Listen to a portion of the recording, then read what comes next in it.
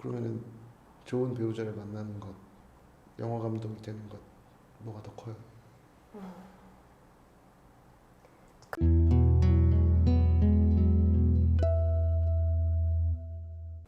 안녕하세요. 안녕하세요. 그 어떤 일 하시나요? 저는 작은 회사를 운영하고 있는데 네. 3개를 운영하고 있습니다. 하나는 해외 입시 전문 음악학원하고 네. 그거랑 연계한 유학원. 예. 그 다음에 이제 아무래도 저희가 이제 강사님들이나 뭐 뮤지션 분들이 많다 보니까 음악 에이전시, 공연 기획까지 하고 있습니다. 네. 그럼 사장님이신 뭐 그렇죠. 그 음악이라고 말씀하셨는데 어떤 음악? 사실 뭐 딱히 장르가 정해져 있진 않는데 네. 완전 클래식 쪽은 아니고 네. 클래식도 하긴 하는데 이제 모든 음악을 다 해요 사실. 그러니까 저희가 되게 범용성에 있어요.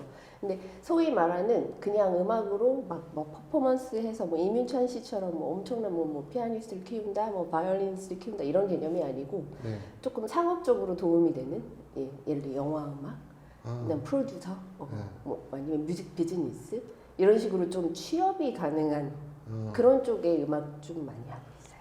그러면은 지금 회사 하나가 음악을 가르치는 네. 학원, 기관, 예. 하나는 유학을 전문적으로 하는. 예. 근데 이제 음악을 사실은 유학원하고 음악학원은 거의 비슷한 개념이긴 한데 왜 이렇게 분리를 시켰냐면 다른 학원을 다니면서 유학원에서 이제 카운셀링만 받고 싶어하는 학생들이 좀 있어요. 네, 그런 분들을 위해서 이제 유학원을 좀 분리시킨 거죠. 그러면은 다른 나라로 음대에 진학하고 싶은 네, 학생들이 맞아요. 주로 오는. 그쵸, 100%. 아, 네, 국내 입시는 안 하니까. 국내 입시랑 외국 학교 입시랑 달라요? 완전 다릅니다. 정말 달라요. 어떻게 달라요? 국내 입시는 완성이 된 학생을 뽑으려고 해요. 네. 근데 사실 완성이라는 게 예술에서 완성이 어디 있어요? 예, 예. 그러니까 완성된 것처럼 보이게 하는 그런 예를 들어 뭐 보컬 뭐 입시를 본다. 네. 예를 들어 국내에서 그러면은 거의 한 30초에서 1분밖에 안 보거든요. 뭐 길게 봤자 2분인데 근데 노래 한 곡도 안 되는 거잖아요. 네. 그래서 대부분 어떻게 부르냐면 앞에 막 뭐 어떤 뭐 서사가 있고 전개가 있고 막 우리 뭐 전문용어로 벌스라고 하는데 초입부 분위기 깔다가 약간 고조되면서 이제 코러스 부분으로 넘어가는 그런 걸 전부 생략하고 한 2초 딱 시작하자마자 바로 소리를 질러요. 고음을 보여주는 거 테크닉을. 그런 식으로 입시를 진행해요. 너무 많이 학생들이 시험 보기도 하고 너무 고되니까 짧게 잘라서. 근데 해외 입시는 1차, 2차 이렇게 나뉘어져 있고 1차에서는 전 곡을 다 부르게 하죠. 예. 그래갖고 이 학생이 얼마나 감성이 풍부한가, 전체 스토리를 얼마나 잘 끌어가는가. 예. 그리고 이 학생이 좀 고음은 좀 안 되더라도 막 리듬감이 좋은가, 막 그런 식으로 되게 세세하게 보고 가능성을 판단해서 가르치고 싶은 학생을 뽑아요. 지금 보컬이라고 말씀하시면 보통 클래식이라고 얘기하는 네, 그런 네. 장르에 집중되어 있는 거예요? 아니면 실용음악이라는? 그죠. 실용음악이라는 한국에서는 그렇게 사용하죠. 실용음악이라는 개념으로. 뭐 기타, 뭐 네네, 그렇죠. 베이스. 밴드 음악, 락, 뭐 재즈, 막 약간 이런 식으로. 그러면은 학생들이 이제 면접을 봐야 되잖아요. 네. 면접 보려면 그 나라로 가요? 뭐 줌이나 그런 걸 다 해줘요. 줌으로요? 네. 근데 이제 이게 음성이 전달되는 거다 보니까 줌 같은 경우에 뭔가 마이크 시스템이라든가 이런 게 실제로 라이브를 눈앞에서 보는 거랑 조금 100% 구현하기 힘들지 않아요? 네네네. 그래서 1차로는 프리스크린이라고 해서 네. 노래하는 거 영상을 촬영하고 네. 그걸 보낸 다음에 거기에서 합격된 애들만 인터뷰나 라이브 오디션에 이제 초대가 돼요. 그 나라로? 아니요. 그것도 줌으로. 2차는 줌인 거예요. 그러면은 모든 경쟁자들이 다 줌으로 해요? 아니면은 인터내셔널만 미국 사람들은 뭐 가서 보죠. 거기에서 그 두 부류 사람들이 똑같은 트랙으로 경쟁하는 거예요? 아니면 똑같은 트랙으로 경쟁. 그러면은 나는 직접 가서 볼 수 있다. 네, 보고 싶으면 봐도 돼요. 아, 선택이 가능해요. 그러면은 코로나 때는 어떻게? 100% 그냥 네, 100%. 온라인으로만 했죠. 네. 그럼 악기는 어때요? 네, 악기도 다 똑같아요. 그래갖고 약간 좀 되게 학생들도 되게 많이 떨리는데 오히려 사람이 있는 것보다 카메라 보고 뭐 연주할 때 더 떨릴 때 있더라고요. 예. 그러면은 이미 앰프에다가 막 기타에다가 해가지고 그 영상 보고 교수가 해봐 그러면 바로 시작하고 그런 식으로 진행. 그러면은 전기 기타라고 하나요? 네, 엘렉기타. 네. 네. 네. 그럼 그거를 소리 변 바꿔주는 그걸 뭐라고 하죠? 네, 뭐 꾹꾹이 꾹꾹이라는 걸 밟으면 이펙터, 기타 이펙터 같은 거. 이펙터라는 거를 밟으면 소리가 바뀌고 뭐 이러잖아요. 네네네. 그것도 다 들어오는 거예요? 사용해도 돼요. 네, 사용해도 되는데 날 것을 좋아해요. 그냥 네, 보통 네. 생톤이라고 하나요? 그렇죠. 네. 아주 기본적인 앰프로만 조절한 톤, 기타나 앰프로만 조절한 톤으로, 그러니까 결국은 뭐냐면 무언가 필터링을 거치지 않은 기본적인 정말 음악성을 보고 싶어하는 거예요. 네. 몇 년이나 하셨어요? 학원 운영은 지금 14년 차이고, 네. 유학원은 10년 차. 그럼 제일 세계 회사 중에 네. 제일 오래 한 건 학원이죠. 네. 혹시 나이가? 저는 44살입니다. 그럼 30살 때부터 네네네. 하셨나요? 네. 그 전에는 어떤 일? 그 전에는 전혀 다른 사실 별로 크게 꿈이 없었어요. 네. 네. 꿈이 되게 잡다하게 많았었는데 네. 되게 음악을 너무 하고 싶었었거든요. 그래서 어떤 음악? 저는 이제 영화 음악을 되게 하고 싶었어요. 네. 그리고 영화도 어렸을 때부터 너무 좋아했고 그다음에 작곡을 혼자 취미로 계속했어요. 배우지 않고? 네네네. 그냥 피아노가 방에 어렸을 때부터 있었는데 네. 저는 한동안은 제가 재능이 있다고 생각을 했었어요. 왜냐하면 배우지 않았는데 작곡을 하고 그리고 음악을 들었을 때 바로 그냥 따라치고 그게 언제죠? 유치원? 네. 유치원 때부터 작곡을 했어요, 진짜. 네. 동요 같은 걸 작곡을 해서 막 가사도 되게 어설프게 넣고 막 그 작곡집 해가지고 공책에 막 빼곡하게 그런 막 노트들도 있었고 했는데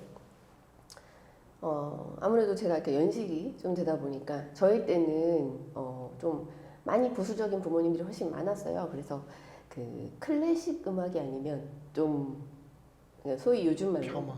짜치는 음악, 딴따라. 딴따라 그런 식으로 좀 생각을 하니까 엄마가 근데 클래식을 하기에 너무 늦었고 몇 살 때?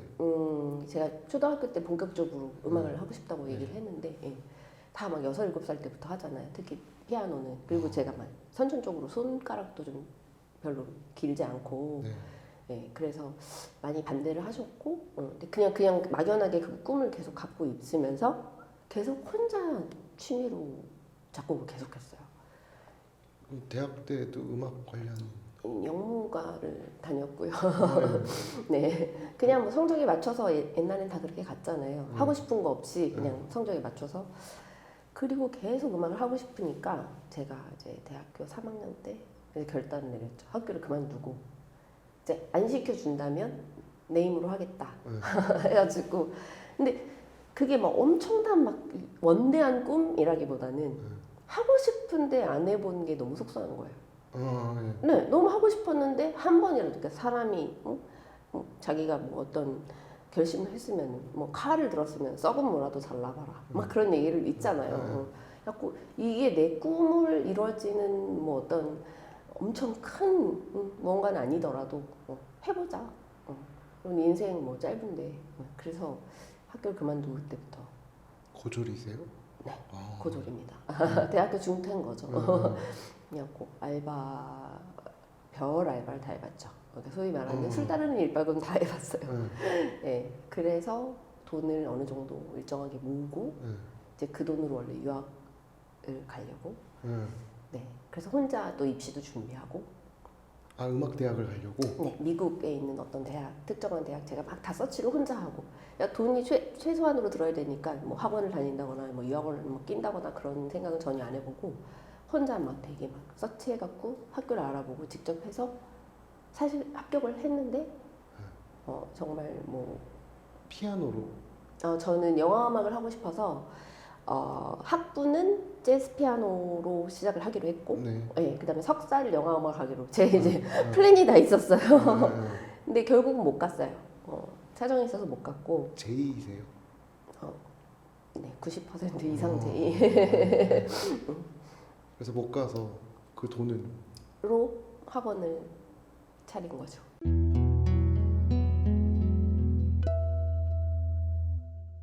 그냥 학원을 어떻게 차려요?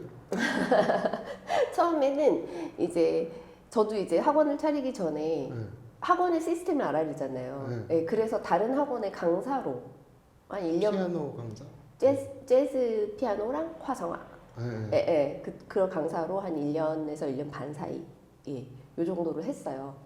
그래갖고 이 정도면은 어느 정도 알겠구나 하고 그냥 차려버렸어요. 그러니까 보통 이제 네. 제가 알기로는 음악 학원들도 매물이 있잖아요. 네네네. 그거를 인수하신 거예요? 아니면 그냥 새로 차렸어요. 네. 공사부터 해서. 부동산 네네네. 그 임대하고 네. 인테리어 하고 이렇게 해서 네. 그러니까 그 알바 거의 한 10년 가량 가까이 했던 알바비를 다 쏟아부었죠. 안 될 거라는 생각은 없으시고. 네. 제가 또 J지만 N이 또 90% 이상 N이어서 머릿속으로 상상한 거는 실행을 되게 빨리 옮기는 편이에요. T. T, 네. NTJ입니다. 그래서 이렇게 처음 본 사람이 말 걸어도 네. 그럼 그때부터 지금 쭉 학원은 그 원래 위치에서 계속 아니에요. 한 번 옮겼어요. 왜 오셨어요? 처음에 이제 건대 쪽에서 네. 시작을 했는데 제가 이제 학원을 처음에 오픈을 하려고 되게 많은 포인트를 구석구석 봤어요. 네, 서울 시내에 있는 거는 많이 봤는데 J니까. 예. 근데 건대 쪽에 딱 너무 좋은 자리가 있는데 거기 근처에 이제 학원이 없었어요. 네. 그리고 이제 7호선이기도 해서 강남권에서도 좀 오겠구나. 네, 그렇게 되게 단순하게 좀 생각을 했어요. 그때 처음에는 약간은 겁이 있었어요. 뭐에 겁이 있었냐면 임대료가 겁이 있었어요. 그래서 처음에 오픈하는 거에 오히려 더 막 억대 이상이 들어가잖아요. 이제 인테리어. 억대 이상 왜냐면 음악 학원의 인테리어가 되게 비싸요. 방음, 차음 이런 게 다 돼야 되고 그다음에 기본적으로 그 연습실이나 스튜디오 이런 것도 갖춰져야 되기 때문에 비싸거든요. 그때 1억 5천에서 1억 한 7천 사이 왔다 갔다 쓴 것 같은데 장비도 사야 되고 피아노도 막 사야 되잖아요. 20대 후반에요? 30대 초반이죠. 근데 그거는 그렇게 안 무서웠거든요. 네. 그냥 원래 벌었던 돈 그걸 유학을 가기로 하는 돈 못 썼으니까 그 돈이 그 돈이니까 저는 그렇게 아깝지 않았는데 앞으로 나갈 돈이 무서웠어요. 매달 네네네 이 정도의 임대료 수입이 나오지 않으면 네네네네 그래서 얼마였어요? 임대료가 한 300만 원 정도. 예. 왜냐면 또 규모도 좀 커야 되잖아요. 왜냐면 교습소가 아니라 음악학원은 기본적으로 그 연습실도 어느 정도 갖춰져야 되고. 그쵸, 뭐 기타 치는 방, 그럼요. 예, 피아노 노래하는 방, 방, 예. 드럼 방. 네네네. 근데 아주 안 되진 않았어요. 네. 괜찮았어요. 네. 예. 그리고 처음에 오픈할 땐 오픈빨도 좀 있었고, 그리고 그때는 막 오디션 프로그램이 많아서, 그리고 그때는 해외 전문이 아니었고, 네. 해외도 하고, 국내도 하고, 취미도 했어요. 예. 그래서 이제 학생도 너무 많이 들어오고 괜찮았거든요. 근데 우선은 그 약간 그 오디션 프로그램의 그런 약간 그런 게 이게 사라지고 시들해지고 그리고 또 약간 그 한국 입시를 할 때 행복하지 않았어요. 국내 입시를 할 때. 그리고 강사님들도 행복하지 않아요. 아까 말씀드렸듯이 국내 입시는 프로가 아닌 사람들을 프로처럼 보이게 만드는 교육을 매뉴얼이 있어요. 입시를 잘 붙이기 위한 어떤 매뉴얼이 있고 그 학생의 아주 막 개성과 그 학생의 가능성 그런 것들을 막 파고드는 게 아니고 이미 되게 막 완성이 된 것처럼 만들어내잖아요. 뭐 김경호 노래 똑같이 따라 부르면 네, 막 그런 점수 느낌이죠. 좋고 예, 약간 예, 예, 예. 내실이 탄탄하지 않고 겉에만 멀쩡해 보이는 거 방향은 사실상 앞으로 미래에 계속 음악할 때 엄청나게 도움이 되진 않아요. 예. 뭔가 탄탄하고 날 것인데 되게 탄탄해. 그러면은 그 이제 겉모습을 만들어가는 걸 대학교 가서 하면 되는데 네. 이제 한국 입시는 너무 그때 막 붐이다 보니까 네. 경쟁자가 너무 많이 몰려서 어떻게든 조금씩 떨궈내다 보니까 그런 식으로 가게 된 거고 사실상 그분들은 큰 잘못은 없죠. 어쩔 수 없이 그런 선택을 했던 것 같아요. 예.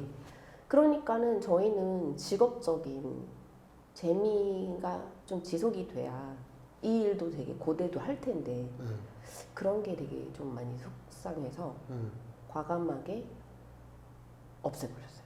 국내 입시를. 한 반, 5대5였거든요, 수익이. 네, 그냥 없애버리고 강남으로 지금은 강남에 있거든요. 압구정 로데오 쪽에 있어요. 그걸 넘어왔어요. 왜냐면 그 나머지 반 50%였던 해외 입시 학생들은 전부 강남에 살고 있었어요. 네네. 그래갖고 내가 글로 가자 해갖고 글로 가게 된 거죠. 강남의 그 학군 얘기를 하면서 네. 강남 부모님들이 티피컬하게 자기 아이들에게 네. 어떻게 보면 기대하는 건 사실 뭐 의사, 변호사 이런 전문직인데 네. 강남에서도 이렇게 실용음악 어떻게 보면 딴따라라고 사실 어떻게 보면 그렇죠. 그 지식인들 사이에서는 조금 아래로 평가하는 그런 거를 서포트해 주시는 부모님들이 있으시네요.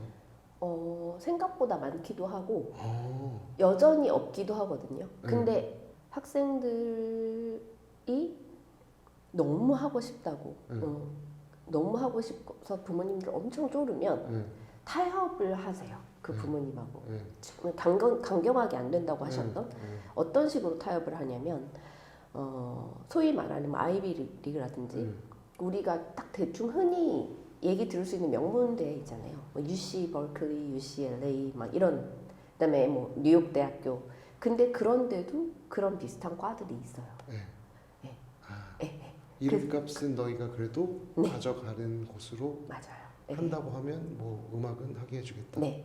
그리고 오히려 성적으로 하는 것보다 좋은 학교를 가게 되는 경향이 있어요. 왜냐면 성적을 덜 보거든요. 아무래도. 네, 그래서 원래 뭐 내신이 뭐 몇 점 몇이어야 합격이 되는 학교도 저희 쪽에서 넣는 약간 실용 쪽 음대로 지원을 하면 조금 깎아. 예, 그래서 학교에서 갑자기 놀래고 얘가 어떻게 미시간을 갔지? 막 이런 식으로. 아니 근데 그 입시할 때 거기 그 우리나라는 이제 수능이라는 네네. 점수가 필요한데 거기는 뭘 봐요? SAT라는 미국식 수능이 있어요. 네네. 근데 그게 이제 없어지는 추세예요. 그럼 뭘로 뽑아요? 내신하고 학교 있을 때. 네, 엑스트라 커리큘러라고 해서 얘가 중고등학교 때 체육, 미술, 음악 이런 것들에 대한 가외 활동. 네, 많이 했는지 봉사 활동했는지. 그러니까 소위 말하는 우리나라로 얘기하면 입학 사정관제도 예전에 했다 잠깐 했다가 없어진. 우리나라는 비리가 심해져서 없앴잖아요. 네. 다 돈 주고 하니까. 네. 근데 해외는 그런 걸 정말 많이 봐요. 네, 어떤 축구팀에서 막 6년 동안 했어요. 근데 그런 걸로 얘는 끈기가 있고 그 다음에 단체 생활도 분명히 겪었을 것이고 그 다음에 그 팀이 만약에 그 리그에서 1등을 한 적이 있어요. 그럼 자존감도 높을 것이다. 성취감, 네. 그런 걸로 판단을 되게 많이 해요. 네, 뭐 예를 들면 유펜 같은 아이비 리그 중에 하나인 대학교는 그런 게 없는 학생은 내신이 만점이어도 아까 말씀드린 미국식 수능이 만점이어도 뽑지 않아요. 네, 그 해외 대학을 갈 때 또 가장 중요하게 보는 것 중에 하나가 에세이거든요. 네. 에세이를 정말 많이 쓰게 해요. 그리고 에세이 주제도 굉장히 심오하고 어렵고. 주제를 던져줘요 입시할 때? 네. 어떤 주제예요? 이게 학과별로 다른 경우도 있고 네. 공통 에세이도 있어요. 네. 그리고 그 학교의 철학에 맞춘 주제도 있거든요. 네. 제가 이제까지 했던 에세이 중에 가장 재미있었던 거가 뮤직 비즈니스과 에세이였는데 당신이 무인도에 있어요. 네. 근데 무인도에 있는데 딱 한 곡밖에 들을 수 없는 MP3 플레이어 배터리가 있어요. 그럼 어떤 곡을 들을 것인가? 그걸로 한 장 꽉꽉 찬 에세이를 제출해야 돼. 근데 그걸로 이 학생의 모든 걸 보일 수 있어요. 음악적인, 그 다음에 퍼스널한 뭐 그런 철학 다 볼 수 있어요. 본인은 그 상황에 무슨 음악 들으시고? 전 애국가. 진짜입니다. 진짜 애국가. 우리나라 애국가. 왜요? 그냥 애국가가 좋아요. 애국가는 언제 들을 수 있냐면 올림픽에서 금메달을 땄을 때 그때 들을 수 있잖아요. 보통은 우리 뭐 중고등학교 때는 학교에서 많이 들었지만 저희 일반인들은 사실 그때만 거의 들을 수 있단 말이에요. 그때 왜 찾아 듣진 않잖아요. 근데 그만큼 웅장해진 수가 있나요? 그러니까 왜냐면 그게 막 우리나라가 자랑스럽다 이거는 아니에요. 물론 그런 것도 어느 정도 내재돼 있지만 저는 그 선수가 여기 설 때까지 그 과정이 얼마나 힘들고 정말 피를 쏟았을까. 그걸 생각하면 가슴이 웅장해지거든요. 그래서 T라고 하셨는데. 근데 그런 게 좀 있죠.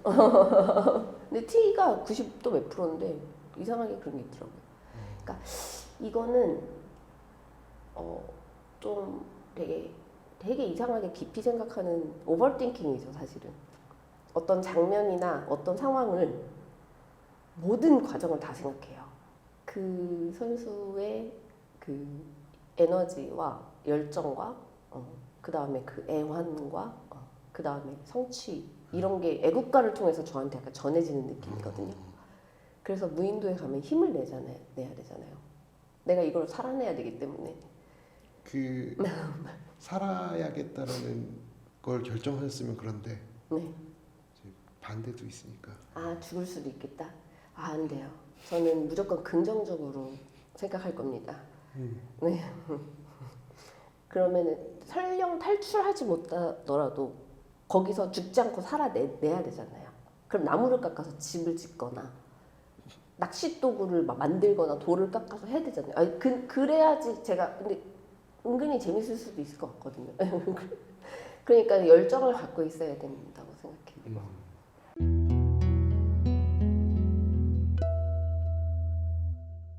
그러면 본인은 이제 학원 하시면서 영화 음악으로 내가 뭔가를 해보겠다는 건 거의 이제 내려놓으신. 아니요. 저는 매년 조금 뒤로 미뤄지긴 하지만 은퇴하면 유학 갈 거야. 그런 생각을 항상 갖고 있거든요. 뭘로 유학을 가요? 영화 음악으로.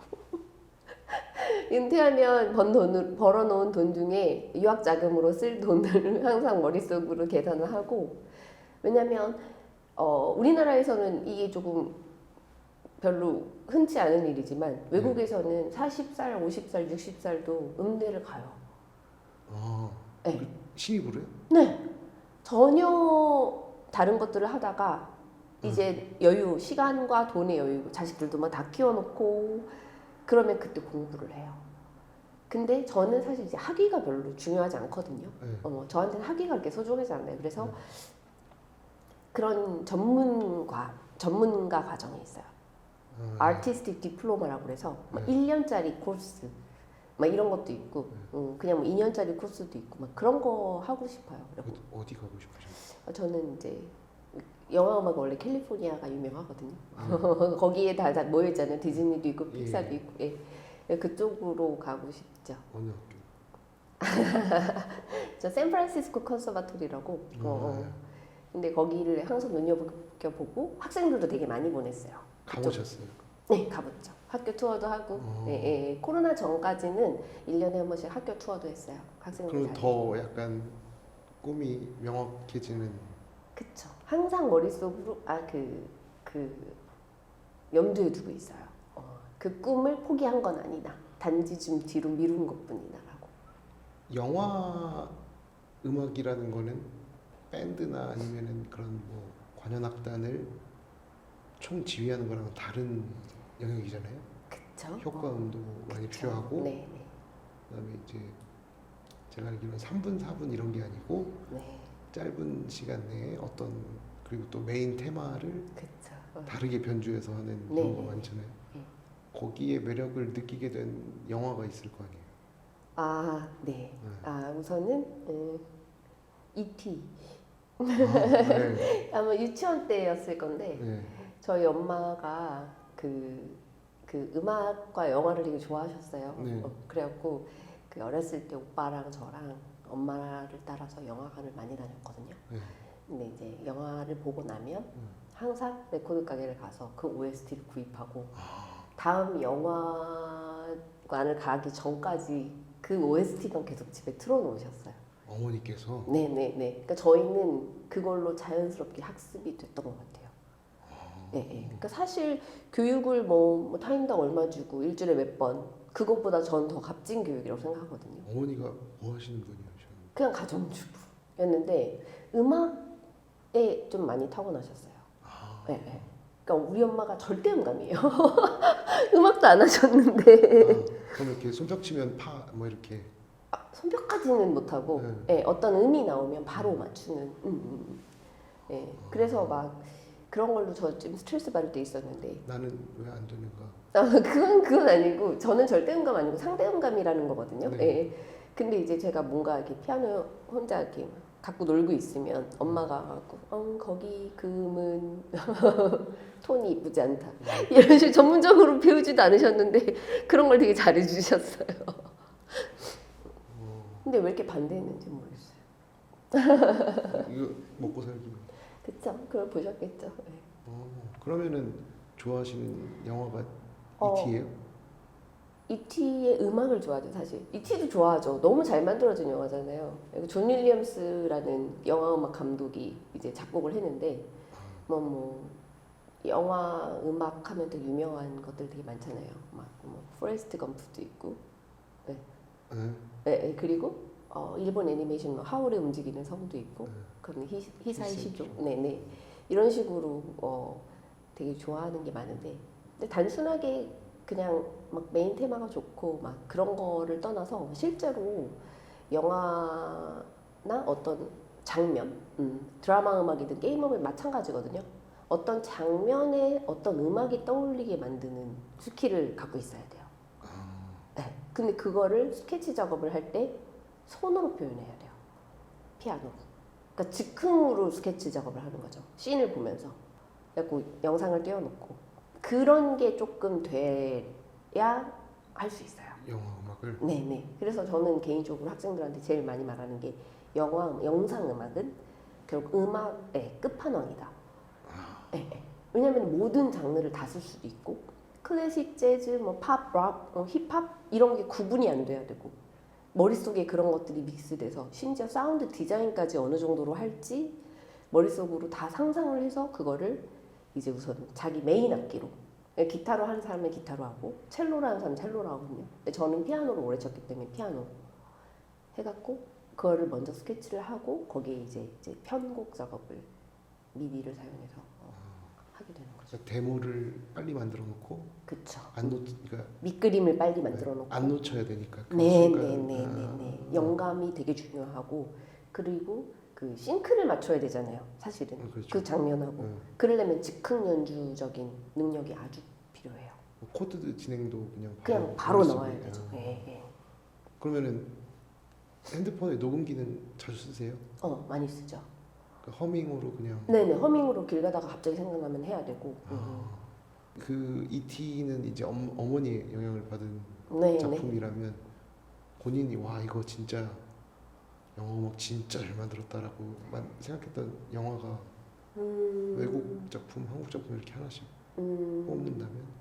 진짜 옛날 작품인데 저는 그 외국 작품에서는 늑대와 함께 춤을 네, 케빈 코스트너 나왔던 거. 전 모르죠. 아, 네.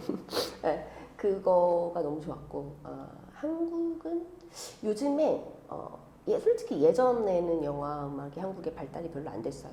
흉내만 좀 내고 근데 요즘 점점 이제 잘하시는 작곡가들이 많아지고 그리고 요즘에는 좀 현대 음악적인 부분이 되게 많이 들어가고 네. 그리고 사운드 이펙트적인 음악 네. 예를 들면 되게 소리를 되게 왜곡시키고 일렉트로닉 사운드가 들어간 그런 것들이 유행일 수밖에 없거든요. 왜냐면 영화 자체가 예전에는 서사 위주로 많이 진행돼 있다면 휴먼 드라마 같은 근데 요즘에는 기본적으로 뭐 로맨스를 해도 판타지가 껴있고 네. 예. 뭐를 해, 예를 들어 뭐 사극 드라마를 해도 무슨 뭐 타임슬립을 하고 그런 식으로 되니까 되게 현대적인 요소 그리고 되게 막 난해하고 조금 아방가르드하고 막 그런 요소들이 많이 들어가야 돼요. 네. 그러다 보니까 일렉트로닉 음악 막 예를 들어 소리를 변조시키거나 왜곡시키는 그런 것들을 안 쓸 수는 없거든요. 그거를 지금 되게 잘하시는 분이 정재일 씨라고 기생충 그다음에 오징어 게임 영화 음악 작곡하신 분. 그래갖고 저는 옥자 음악 좋아해요. 봉준호 그것도 정재희 씨가 있거든요. 예, 예.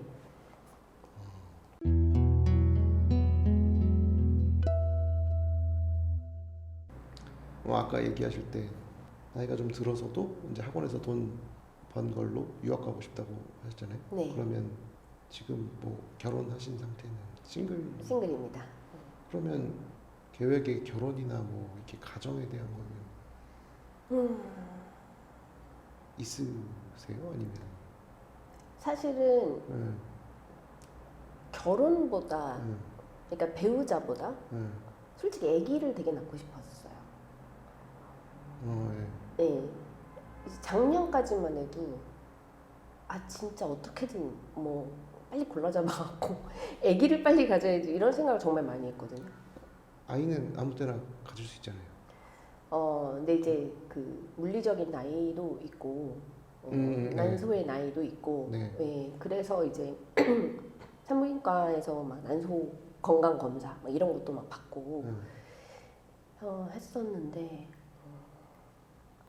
네, 하여튼 결과적으로는 하지 않기로 결정을 하고 혹여 나중에 그렇게 마음이 맞는 사람을 만나게 되면 입양도 생각해요. 그러면은 만약에 뭐 그렇게 해서 결혼을 하신다고 하면 네. 유학 가는 건 어떻게 하시려고? 같이 가도 되고. 네. 네, 같이 가도 되고. 아니면 본인이 책임질 거니까. 네. 네, 그리고 사실 그러니까 퐁퐁녀가 되실 생각이 있으신 거네요. 네, 저는 둘 중에 누가 돈 벌어도 상관은 없다고 생각합니다. 그러면은 좋은 배우자를 만나는 것, 영화 감독이 되는 것, 뭐가 더 커요? 극단적으로 좋다라는 기준 하엔 배우자가 더 낫다고 생각합니다.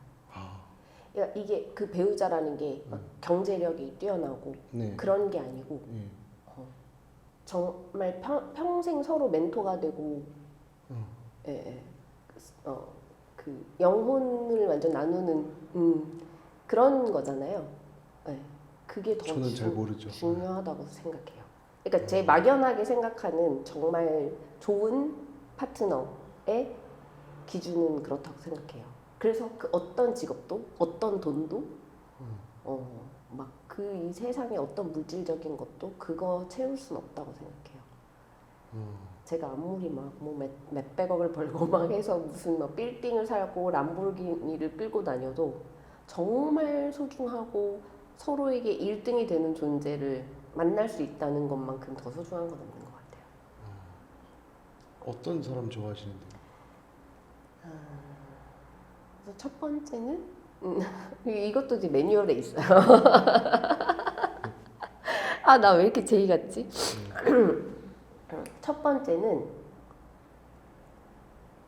제가 갖고 있는 물론 단점도 많지만 되게 좋은 점들을 발견할 수 있는 사람. 네. 그 정도로 이제 인사이트가 있는 사람. 그리고 두 번째는 자존감이 많이 높은 사람. 예를 들면 장윤정 씨 남편 거의 가정주부시거든요. 남자분이. 네. 근데 너무 행복해하세요. 저도 행복할 것 같아요. 아니 그런 개념이 아니에요. 네, 근데 이제 뭐 정말 막 가끔 장윤정 씨가 화면에서 보여지는 장윤정 씨는 좀 되게 와일드하고 남성미가 있어요. 네. 그래갖고 되게 터프하게 말도 하고 네. 좀 그렇거든요. 네. 그러면은 이제 우리나라 사회 구조상 그러니까 남편은 의기소침해질 수도 있고, 예, 가끔 기분 상할 수도 있거든요. 네. 그런 게 일도 보이지가 않아요. 예. 그게 너무 멋있는 것 같아요. 저도 안 그럴 것 같아요. 와이프가 장윤정 씨면. 아, 그렇죠. 예. 근데 잘할 수 있습니다. 네, 하여튼, 예. 페이가 주어지는 펑펑만큼 행복한 게 있을까요? 그리고 깊이 대화를 나눌 수 있는 사람이요. 예, 예. 그러니까 저는 조금 약간 토론 방식의 대화를 좋아하는 것 같아요. 예. 근데 그때 뭔가 핀도가 많이 나가는 사람들이 있어요. 가끔. 예민한 사람들이 있죠. 예, 예, 예. 이게 예민이라고 하는 건 좀 다른데 그 자리에서 싸운 건 그 자리에서 놓고 나가야 되는데 네, 맞아요. 가둬놓는 사람이 있죠. 맞아요. 예, 예. 그리고 계속 그걸 되새기고 막 꺼내고 그리고 잘못한 부분이 정확하게 어떤 포인트인지를 캐치를 잘 못하는 사람. 그래서 저는 약간 극 F를 되게 잘 안 맞는 편입니다. 오늘 이렇게 처음 만나는 사람한테 깊숙한 얘기 이런 질문을 받아본 적 있으세요? 없죠? 어떠세요? 좀 낯설긴 해요. 되게 편하진 않아요. 아 그래요? 네. 네, 편해서 하는 게 아니라 제가 조금 사람들이 제일 저 MBTI 중에 제일 못 맞추는 게 EI 쪽이거든요. 네. 저 극 I인데 다 E라고 생각해요. 네. 근데 이게 제가 사회적으로 좀 사업하고 막 이러다 보니까 만들어진 E가 있어요. INTJ세요? 네. 그 INTJ 각각 항목이 전부 90% 이상이거든요. 극단적이네요. 네, 되게 극단적이에요. 네. 그래서 정말 아예 모르는 사람이나 친분이 눈대중으로만 있고 눈으로만 있고 뭐 말을 잘 안 해봤던 사람한테 제 속 얘기를 절대 하지 않아요. 근데 생각보다 눈을 굉장히 아이 컨택을 잘 하시는 편이에요. 네. 이거는 또 상담을 많이 하니까. 이제까지 제가 모셨던 분들 중에 아이 컨택을 가장 그래요? 네. 왜냐면 상담할 때 상담의 가장 최고의 성공 비결은 들어줘야 돼요. 진심으로. 얼마나 속상하고 있는지. 이상하게 입시 상담은 기본적으로 속상함을 같이 얘기하세요. 학부모님들이. 어떤 속상? 잘 안 될 것 같은 불안한. 그건 당연한데 원래 근데 그렇죠. 네. 불안한 안 될 것 같은 그리고 이쪽으로 해도 미래가 보일까요? 그리고 보통은 모두 그렇진 않지만 예술을 하겠다고 하는 아이들은 대체적으로 좀 부모님 말을 안 듣고 속 썩이는 애들이 많아요. 표면적으로는. 네. 기본적으로 NF가 되게 많거든요. 그러니까 이제 부모님들은 그게 어떻게 보면은 되게 거시적으로 보면 별거 아닌데 부모님들은 우선은 다른 애들하고 너무 다르니까 이제 어쨌든 사회에서 만든 시스템이나 그런 데 길들여지지 않는 애들이거든요. 그러다 보니까 힘들어하세요. 그리고 부모님 얘기를 잘 들어드려야 돼요. 되게. 그러면은 아이들 이제 속된 말로 잘 조지셔서 좋은 대학 보내시면 부모님들이 엄청 좋아하시겠네요. 네. 그 보낸 지 막 몇 년 됐고 이미 졸업하고 시내에서 일을 하고 있는데도 부모님하고 아직도 친분을 유지하는 경우도 되게 많아요. 네. 그럼 그게 이제 최고의 보람. 그럼요. 나중에는 이제 경쟁자가 될 제자들일 수도 있겠네요. 그렇죠. 근데 저는 이제 과거의 제 꿈이 영화음악 작곡가이면서 그걸 업으로 삼는 사람이었다면 지금의 제 꿈은 영화음악 작곡가이면서 재미있게 하는 사람이라 돈을 줬지는 않을 것 같아요. 오늘 아이로서 불편하신 자리 이렇게 수락해 주셔서 감사합니다. 아, 네. 이만하겠습니다. 아, 네. 감사합니다. 고맙습니다.